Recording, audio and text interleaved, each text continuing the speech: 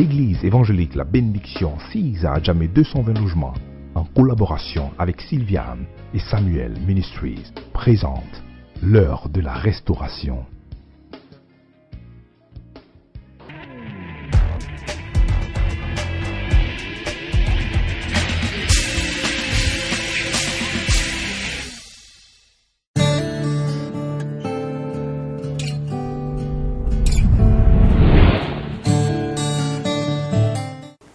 En tant que chrétien, il doit avoir une marque entre ce qui est passé et ce qui est devenu nouveau. Parce que quand quelqu'un est en Christ, il est une nouvelle créature.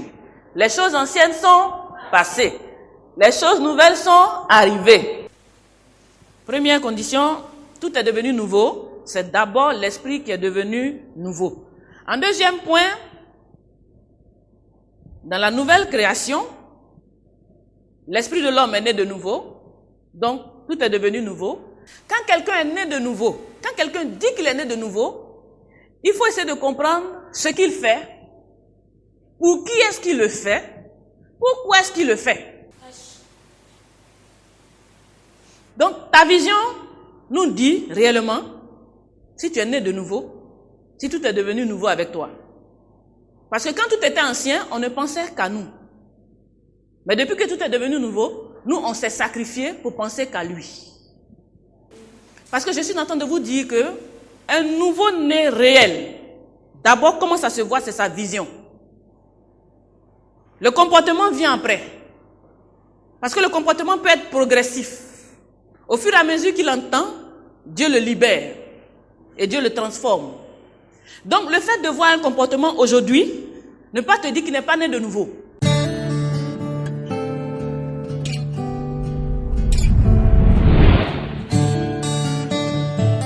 Donc c'est ta vision qui est le vrai critère de ta nouvelle naissance.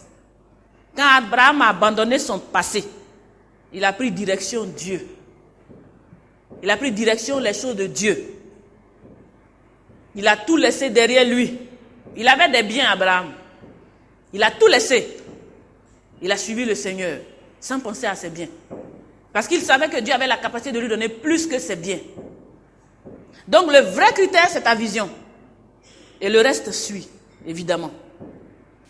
Quatrième point, on t'accorde une nouvelle patrie. Quand quelqu'un est nouveau, une nouvelle naissance, une nouvelle vie, évidemment une nouvelle patrie. N'est-ce pas? On dit que nous sommes des citoyens célestes. Nous sommes dans un nouveau royaume. On est dans une nouvelle patrie. Il y a même un chant qui dit, notre patrie, là, c'est quoi? Le patrie, c'est le royaume des cieux. Notre nouvelle, c'est le royaume des cieux. Les cieux dans les cieux. Ma patrie est dans les cieux. J'irai là-bas. C'est ma nouvelle patrie. Amen.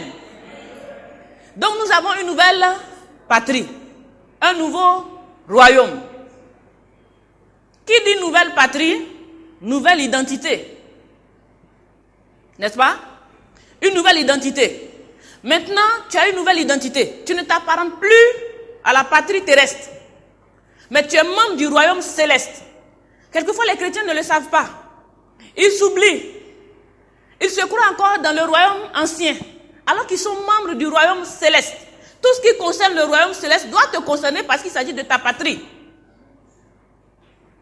Tout ce qui concerne le royaume de Dieu doit t'interpeller. Parce que c'est ta maison, c'est ta famille, c'est ta patrie. C'est la cité céleste. Donc, nouvelle patrie, tu as une nouvelle localisation. On dit nous sommes dans le monde, mais nous ne sommes pas du monde. C'est vrai qu'on se voit comme ça, mais nous on est localisés. Le Seigneur sait où nous sommes et nous formons un ensemble spirituel. Donc, on a une nouvelle localisation. Nouvelle patrie, nouvelle localisation, on a un nouveau langage. Une nouvelle manière de parler. Et ça s'apprend.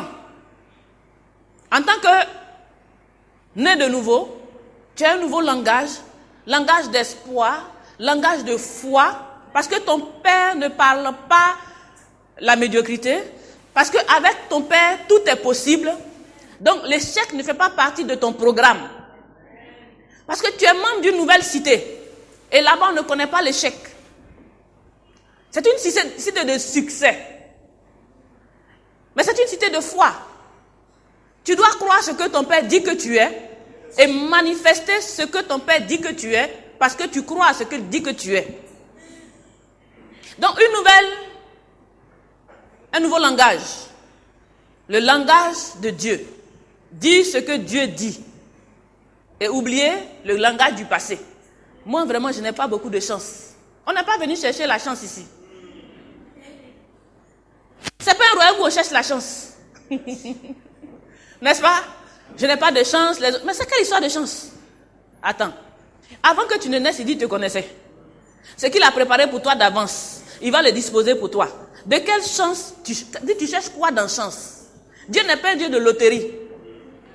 Il n'est pas un Dieu de hasard, qui ne planifie pas en ce qui te concerne. Donc, un chrétien qui dit, moi je n'ai pas de chance, il n'a même pas le langage. On va quelque part à un examen, tu es poltron, tu es derrière, tu ne sais pas qui tu es. Quand on se présente quelque part, tu vois que tu as la tête et non la queue. Mais j'ai dit nouvelle patrie, nouvelle vision, hein? Et puis nouvelle patrie, nouvelle identité. Il faut te connaître. Il faut savoir qui tu es. Il faut marcher dans l'assurance. Parce que celui qui est en toi est plus grand que celui qui est dans le monde. Si tu n'as pas d'assurance, qui va avoir l'assurance pour toi?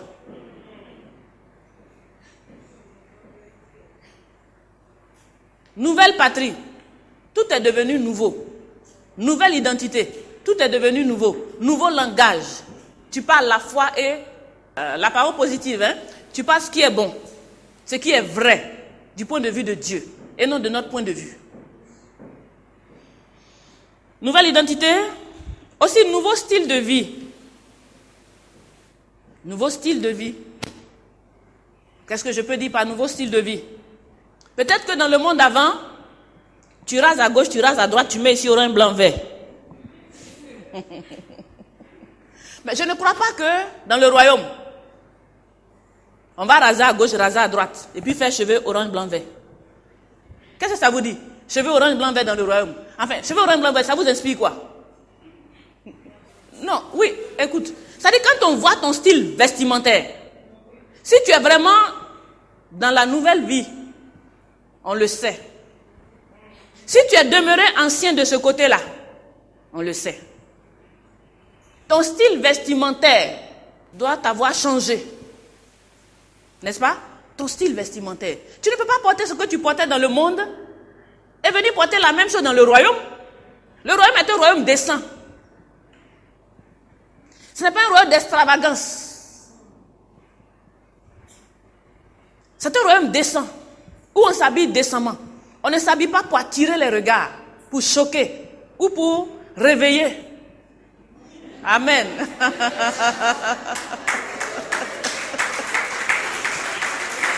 Amen.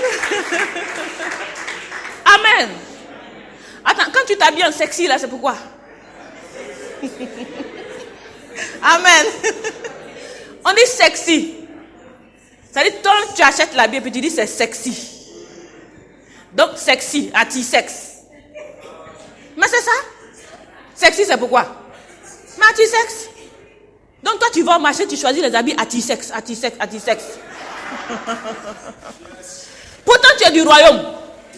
Mais attends, tu cherches quel sexy dans le royaume? Tu cherches quoi dans le royaume? Chacun a droit pour lui et c'est personnel. Ton style vestimentaire, on dit tout est devenu nouveau. Mais si dans le royaume tu portais ici, bon, j'ai des jolies jambes, bon, on veut les montrer un peu, j'ai des jolies jambes. Hein? C'est-à-dire on se convainc qu'on a des jolies jambes, deux fois même c'est pas joli. Mais comme pour l'homme tout est bon pour lui, il ne voit pas où. Amen. Lui-même il se dit que c'est joli. Ou bien peut-être deux ou trois l'ont blagué. En fonction de leur objectif, on lui a dit que c'est joli. Et désormais les jambes sont dehors. Il y a des jolies jambes.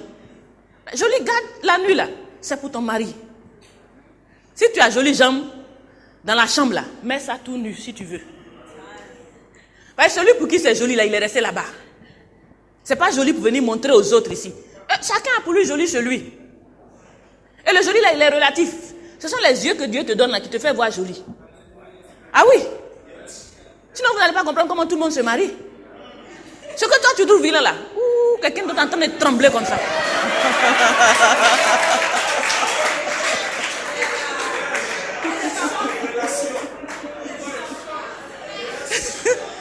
Amen.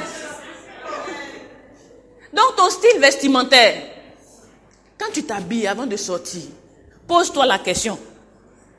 Est-ce du royaume? Est-ce que je suis digne d'un enfant du royaume?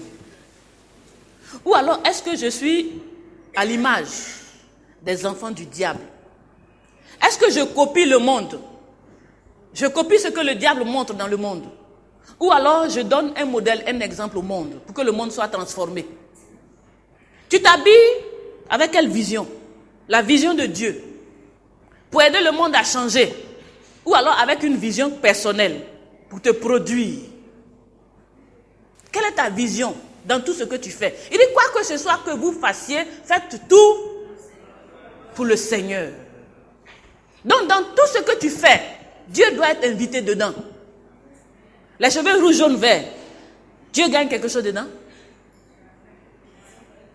Raser à gauche, raser à droite, Dieu a sa part dedans? Bon, si tu as rasé à gauche, parce que ce jour-là, tu t'en vas au ghetto, mais tu as traité, fait les dreads et tout ça, parce que tu t'en vas évangéliser, tu te fais comme eux, c'est une mission.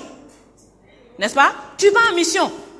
Donc, tu peux te faire comme eux pour la mission. Ça, c'est normal, c'est autorisé. Mais au-delà de cette mission, si tous les jours tu es dans ça, ça, c'est une nature. Quelque chose n'est pas encore sorti. Tu ne connais pas encore ton identité. Tu ne sais pas qui tu es, que tu es membre du royaume. Un royaume glorieux. Et que tu n'es plus n'importe qui pour t'habiller n'importe comment. Pour ouvrir ton ventre à gauche, laisser tes fesses derrière à droite.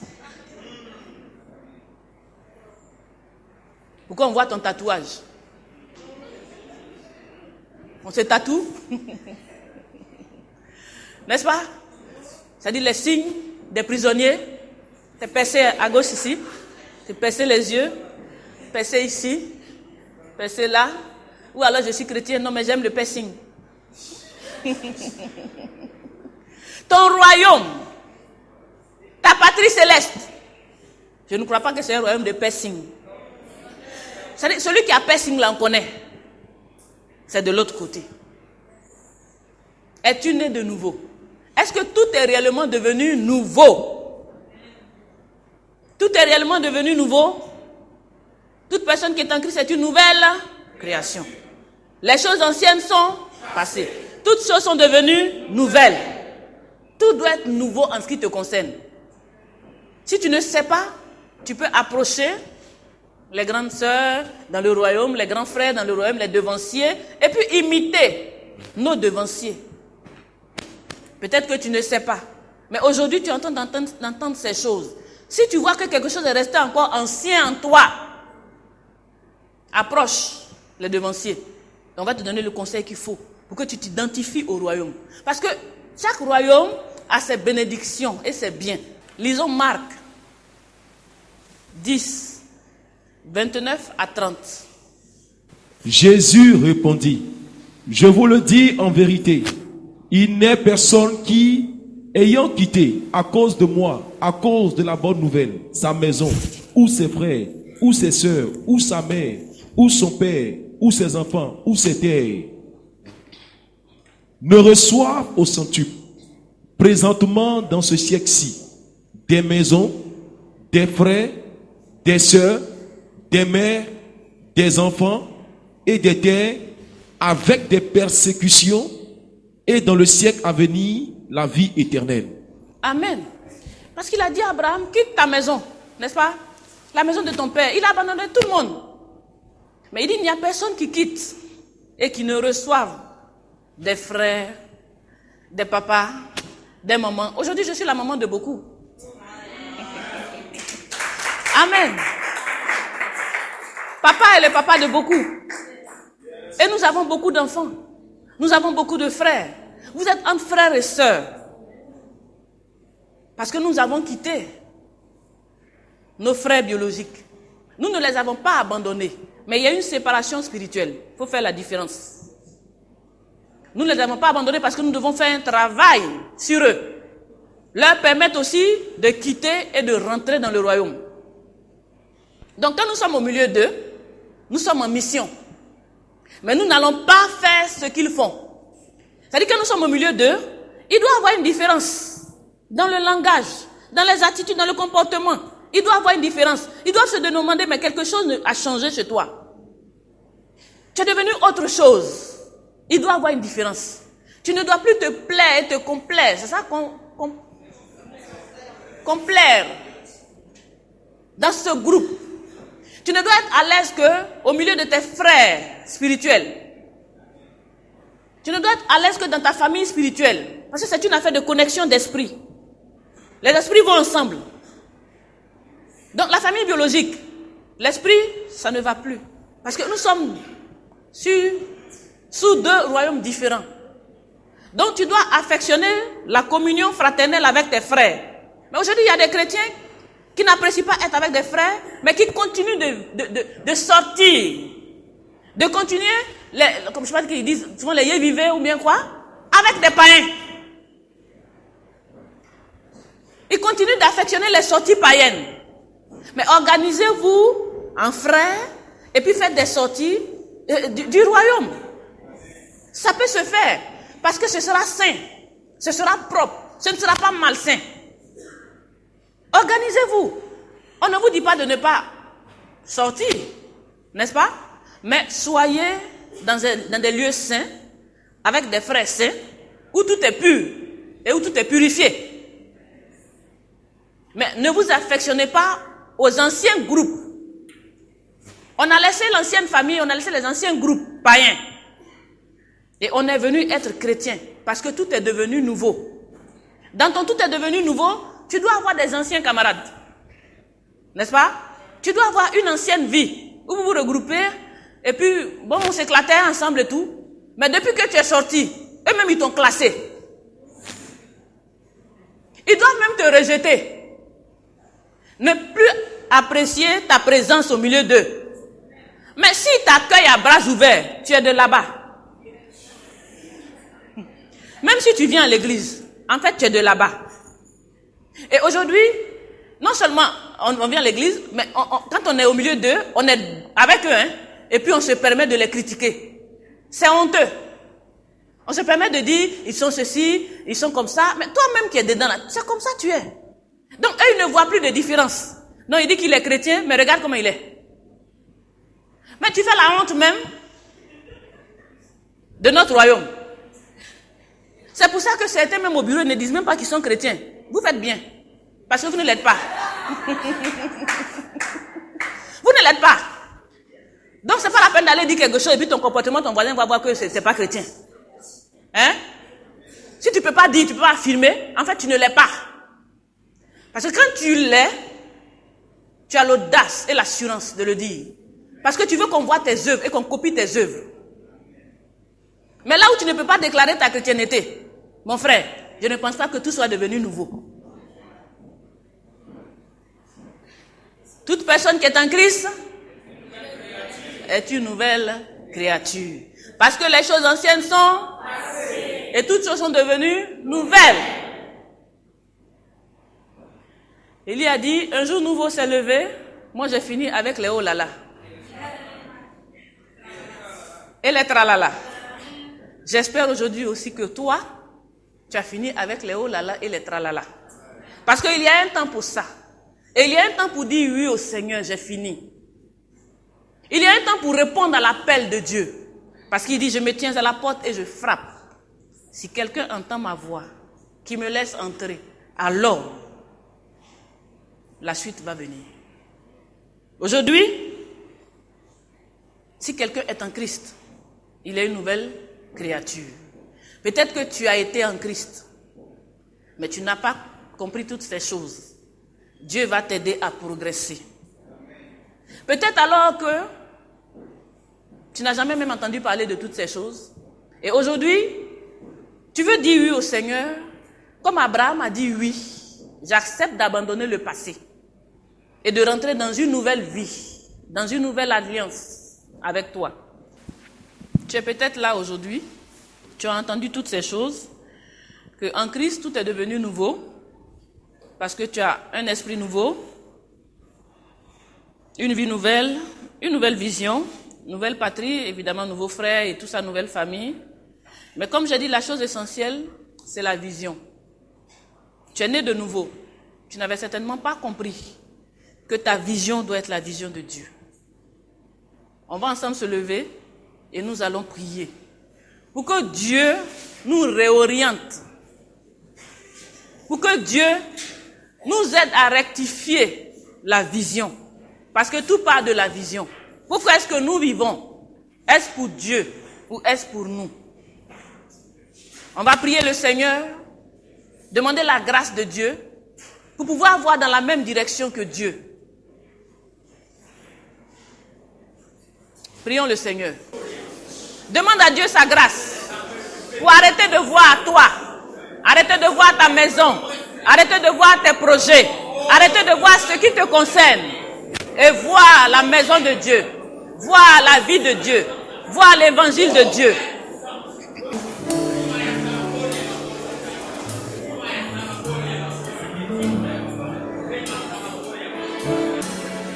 Vous allez répéter après moi. Seigneur Jésus, aujourd'hui je refuse de voir ma maison. Je refuse de voir mes propres activités. Je refuse de voir ma prospérité. Je refuse de voir mon élévation. Seigneur Jésus, aujourd'hui, je te dis un réel oui. Et je reçois ta vision. Aujourd'hui, je vois ce que tu veux que je vois. Je fais ce que tu veux que je fasse. J'accepte de marcher dans les pas que tu m'as tracés. Je me donne réellement à toi. Seigneur Jésus, je te dis merci de m'avoir accordé cette grâce. Au nom de Jésus, Amen.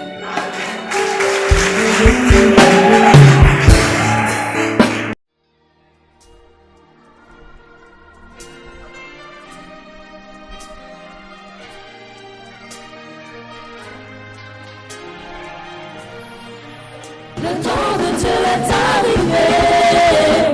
La Bible dit que chaque chose en son temps. La Bible dit que chaque chose en son temps. Le temps de Dieu est arrivé. C'est le temps de Dieu.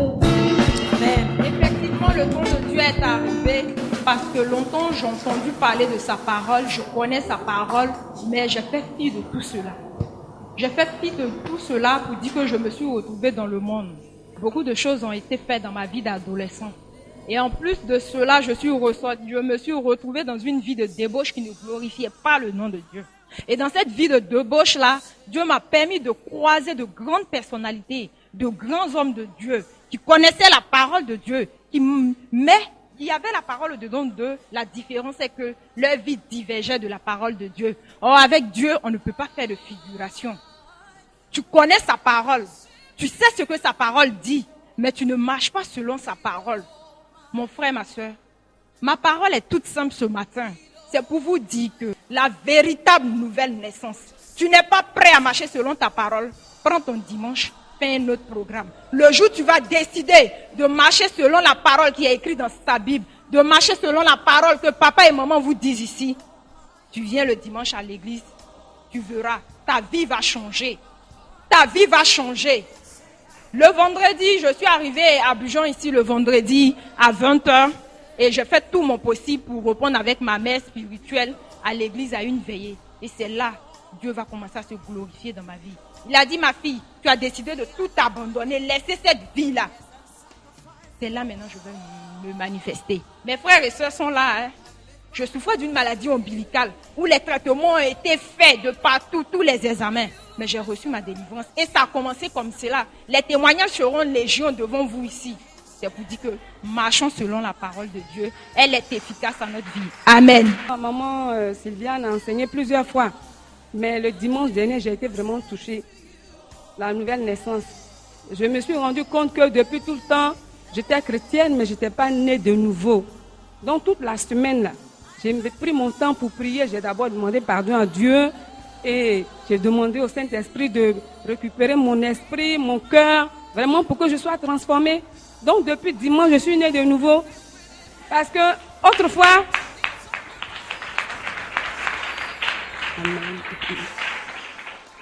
quand je priais, je suis née dans une famille où on adore un génie bizarre. Bon, ça c'est trop long, mais c'est-à-dire il y a un esprit là-bas. Et l'esprit là, je l'avais vu dans le temps, il s'était manifesté sous forme de 2000 pattes. Mais dans ces derniers temps, c'est 1000 pattes que je voyais. Partout, on a beau prier pour moi. Je prie, toujours je vois le 1000 pattes. Donc quand j'ai reçu l'enseignement là, sur la nouvelle naissance là, je me suis dit, maintenant que je suis née de nouveau, Seigneur permet que ton serviteur soit là qui prie pour moi. Et hier, je suis venue à la dévotion matinale. Dieu a fait que son serviteur était là. Ils ont prié pour moi, le serviteur et ses collègues, en plus de tous ceux qui étaient présents. Tout le monde a prié pour moi. Et ce 1000 pattes que je voyais, je ne le vois plus. Donc je suis dans une grande joie.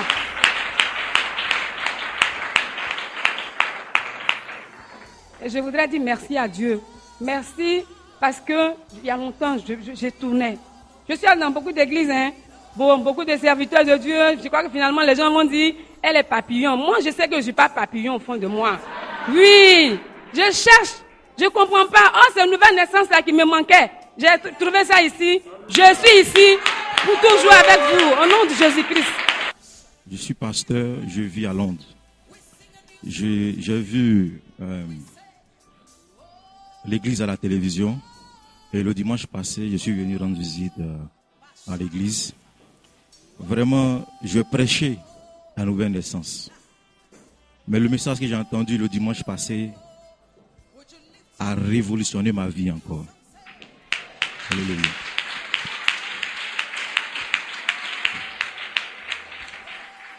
Et je bénis le Seigneur.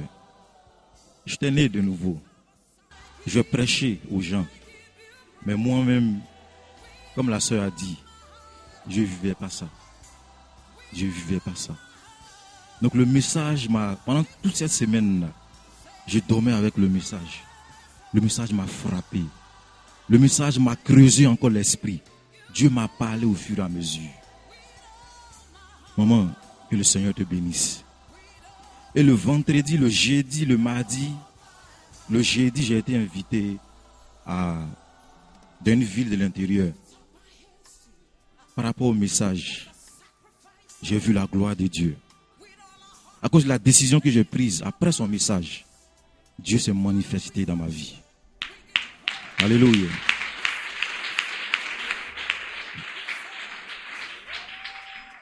Et quand je prêchais la parole de Dieu, des miracles et des prodiges, la gloire de Dieu s'est manifestée. À cause d'un seul message, à cause d'une seule rencontre, ma vie a été transformée. Et je bénis l'Éternel Dieu des armées. Alléluia. Et je vous dis à partir d'aujourd'hui, regardez ce visage. À cause d'un message de nouvelle création, vous allez entendre parler du Seigneur Jésus. Vous allez entendre parler de Dieu. Alléluia. Que le Seigneur vous bénisse. Ce message vous a été proposé par l'Église évangélique La Bénédiction.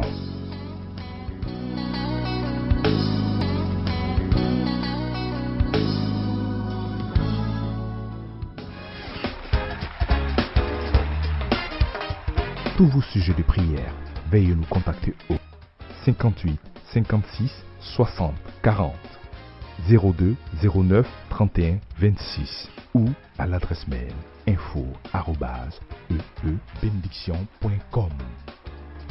Église évangélique La Bénédiction, pour ta prospérité à tous égards.